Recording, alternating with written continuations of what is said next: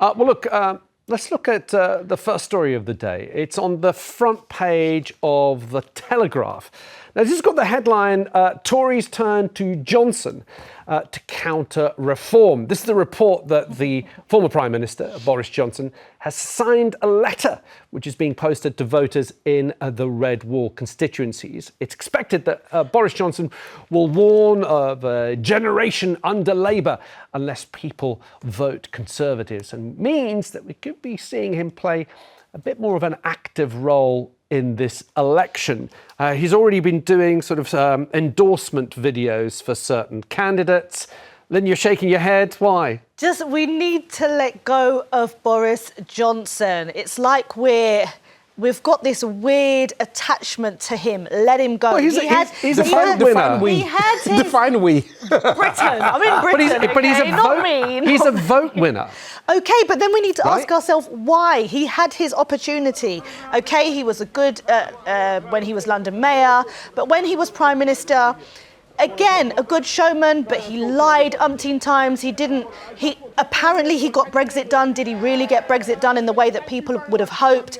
And just let him go. Let him go and be a writer for the Mail or whatever it is that he's doing. But stop signing up to this. Oh my God, I've seen Boris. Now I'm going to go and do exactly what he says. Marvin, do you think it's going to make a difference in the Red Wall seats if they all receive a letter from Boris Johnson saying, look, we can't let Labour have what I think he's been calling a supermajority? I'm not quite sure what that actually means. Just Americanizing, making... But yeah, do you think it's going to make a difference? I think it's a dark day where, the Tories are going to a disgraced and widely condemned former Prime Minister, to go up against a also disgraced and, signs of fascism party and the Reform Party. And neither of them are going to have any chance of winning this election. And it just goes to show how far Labour have come in the last 5 years.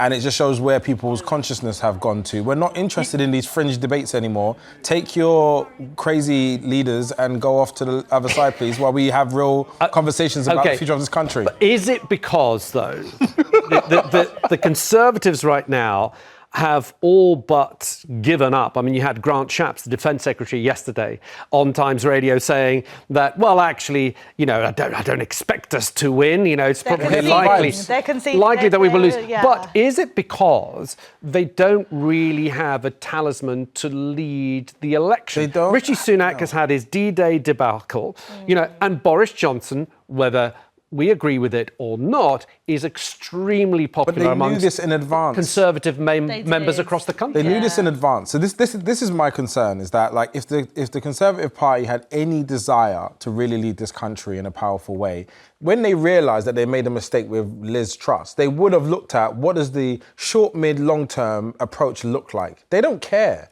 Because caring would have been, we need a new leader, we need new voices, we need new faces, and we're actually going to engineer a whole new conversation of what the future of Britain looks like. They're not interested in those things. This is why the Labour Party have created a vision for Britain which more people are much more behind.